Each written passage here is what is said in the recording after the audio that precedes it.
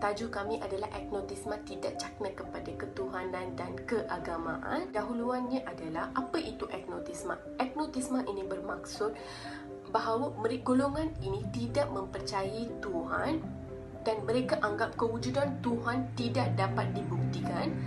Contohnya masyarakat Timur, Malaysia khususnya, mereka masyarakat yang mempercayai Tuhan, manakala masyarakat Barat pula tidak mempercayai Tuhan walaupun mereka mendakwa mereka menganut agama Kristian. Ini adalah maksud agnotisma. Seterusnya ialah idea wujudnya ketuhanan ini adalah sekaligus mempunyai hubungan yang semestinya dengan kewujudan dan kesahihan sesuatu pegangan akidah dan agama. Poin ini menekankan bahawa gambaran kepada umat Islam mengenai ancaman fahaman agnotisma di samping pengaruh-pengaruh pemikiran yang mampu menyimpankan akidah umat Islam.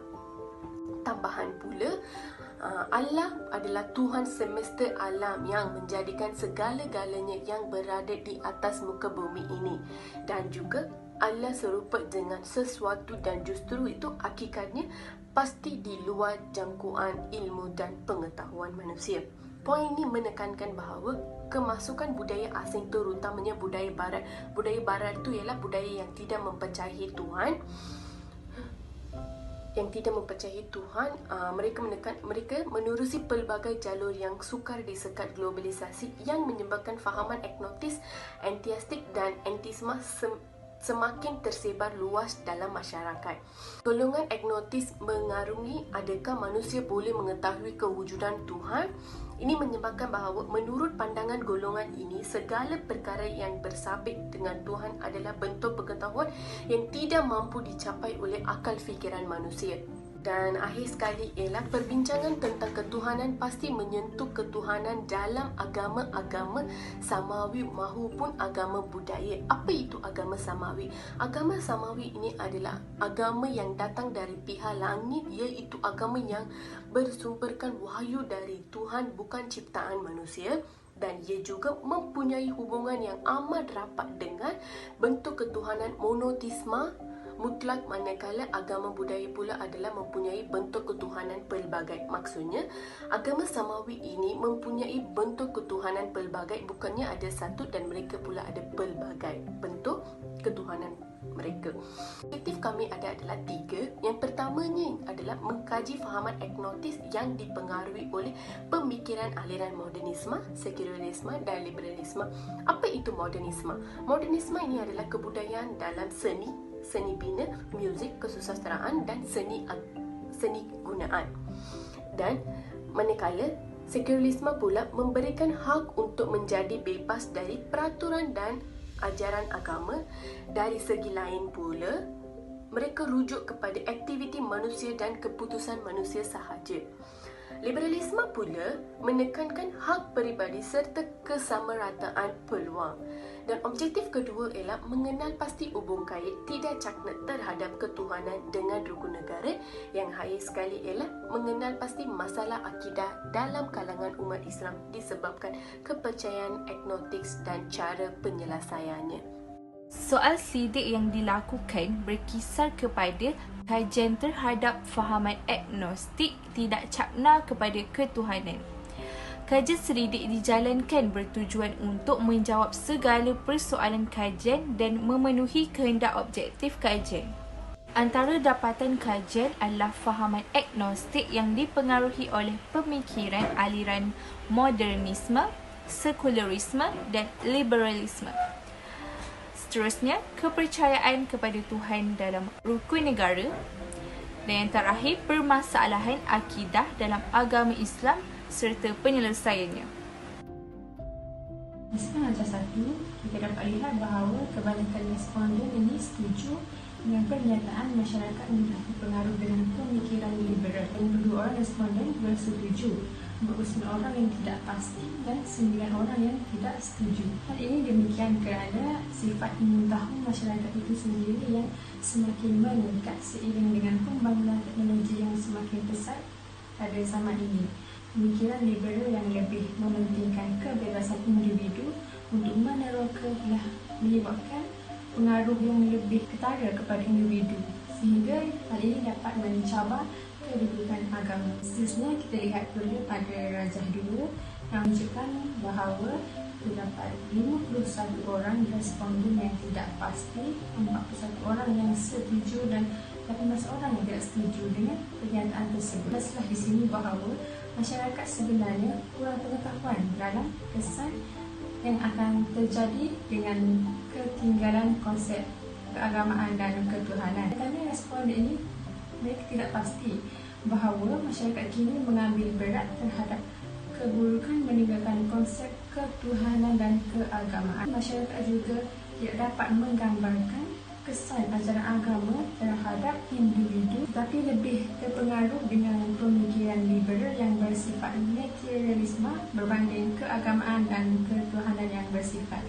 idealisme. Rajah yang ketiga menunjukkan 75 orang responden merasakan bahawa kekurangan pendidikan agama ini merupakan punca menyebabkan sesetengah individu itu mengamalkan agnostisme. Dan seramai 75 orang responden juga merasakan bahawa pengaruh aliran pemikiran seperti modernisme, sekularisme dan liberalisme. 25 orang responden tidak mengamalkan rukun negara. Seorang responden memilih dorongan masyarakat lain sebagai punca individu mengamalkan faham agnostik. Satu orang responden juga katakan bahawa memahami apakah itu erti agnostisme. Kebanyakan responden ini setuju bahawa kekurangan dalam didikan agama dan pengaruh aliran pemikiran telah menjadi punca utama. Ini menunjukkan perkembangan zaman menyebabkan perubahan dalam budaya masyarakat hingga menyebabkan pemahaman yang bersifat idealisme seperti agamaan dan ketuhanan semakin berkurang dalam diri masyarakat.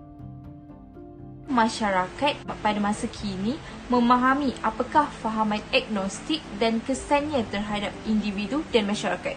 Okey, jadi daripada persoalan ini kita membincangkan tentang hubung kait tidak cakna kepada ketuhanan dengan rukun negara. Seperti yang kita tahu, rukun negara adalah ideologi negara yang berazam untuk mencapai perpaduan kaum demi keharmonian negara. Tujuan rukun negara ini dibentuk adalah untuk mewujudkan perpaduan yang kukuh. Oleh sebab itu, jelaslah rukun negara ini merupakan kunci kepada keharmonian dan dapat memastikan kejayaan Malaysia.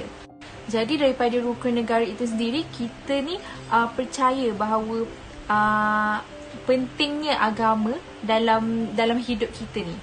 Jadi daripada rajah 4 itu sendiri, kita dapat tengoklah majoriti responden ni tak pasti dengan fahaman agnostik ni dan kesannya terhadap individu dan masyarakat. Jadi kalau kita lihat daripada graf pun, kita boleh nampaklah seramai 54 orang yang tidak pasti tentang fahaman agnostik dan kesannya terhadap masyarakat dan individu.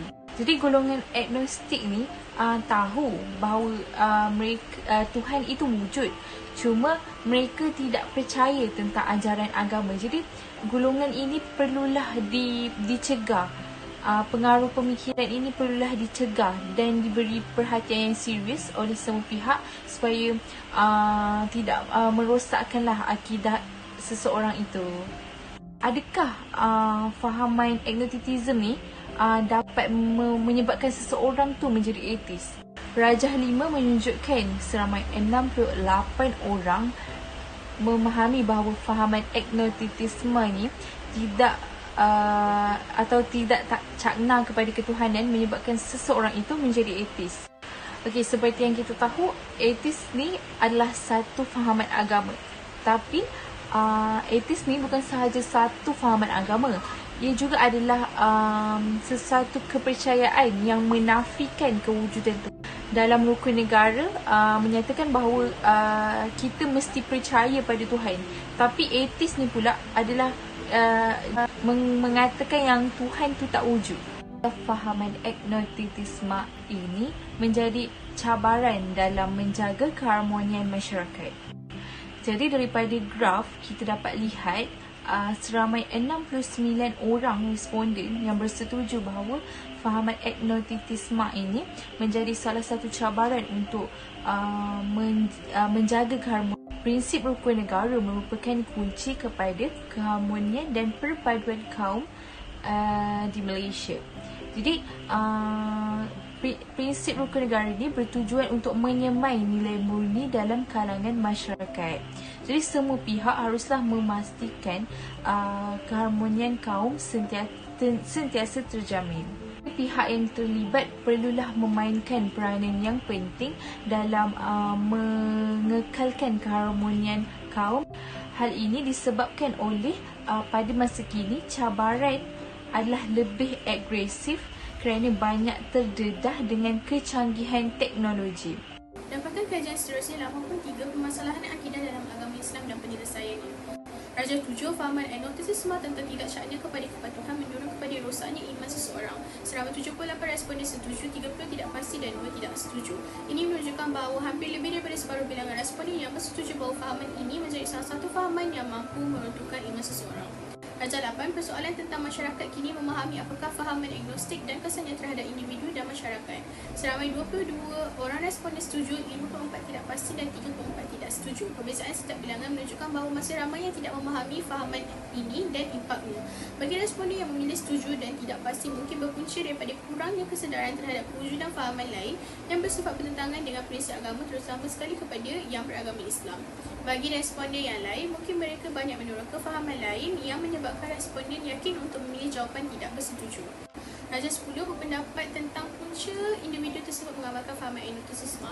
75 kurang didikan agama, 25 responden tidak mengamalkan rukun negara dan prinsip kehidupan bermasyarakat. 75 dipengaruhi oleh aliran pemikiran lain seperti modernisme, sekularisme dan liberalisme. 1 pengaruh rakan masyarakat sekeliling dan 1 tidak memahami erti agnostisisme. Disebabkan 2 faktor tertinggi iaitu kurangnya didikan agama dan mereka berpendapat bahawa ianya disebabkan dipengaruhi oleh aliran pemikiran lain, membuktikan bahawa masyarakat sedar bahawa akidah pegangan seseorang itu haruslah kuat untuk menyelamatkan diri terjerumus dengan fahaman agnostisisme. Sebagai seorang Islam, sewajibnya bagi kita memperdalam lagi ilmu agama supaya tidak mudah terpengaruh dengan fahaman-fahaman lain. Jadi dapat disimpulkan bahawa pegangan akidah yang kuat sangatlah penting supaya kita mempunyai fahaman yang kukuh tentang mana yang benar dan mana yang salah. Justru itu, sebagai rakyat Malaysia yang beragama Islam, kita seharusnya menambahkan lagi ilmu di dada supaya fahaman agnostisisme ini dapat ditepis serta ditapis ajarannya. Dan 11, pendapat tentang fahaman agnostik akan memberi ancaman kepada negara. Seramai 66 responden bersetuju, 8 tidak bersetuju dan 36 lain memilih tidak pasti. Perbezaan agama perlu diuruskan sebaik mungkin untuk mengelakkan tercetusnya sebarang perkara yang tidak diingini sekaligus menjadi ancaman kepada keharmonian negara. Penyelesaian bagi masalah ini adalah proses pemantauan, kawalan dan didikan perlu digembling secara bersepadu agar penyimpangan akidah ala baru ini tidak terus menular dalam kalangan umat Islam. Mengukuhkan penghayatan agama melalui institusi keluarga termasuk ibu bapa perlu menjadi contoh misali bagi anak dalam menghayati Islam. Merangka gerak kerja dakwah yang strategik dan menyeluruh, agensi kerajaan swasta dan sebagainya perlu memperbanyakkan program inovatif yang dapat menarik jiwa umat Islam. Dalam sektor pendidikan pula, usaha memperkukuh dan menambah baik penyampaian dan kandungan pendidikan Islam perlu giat dijalankan sama ada dari peringkat kementerian maupun warga pendidik. Pendidikan dan ilmu Islam perlu didedahkan melalui kaedah yang tepat dan sahih. Pihak berkuasa tempatan serta persatuan penduduk bertanggungjawab mengukuh persekitaran yang sejahtera serta bebas daripada fahaman agnostik. Kempen kesedaran melalui media perlu sentiasa dijalankan bagi menyedarkan umat agar sentiasa berpegang pada ajaran akidah ahli sunnah wal jamaah.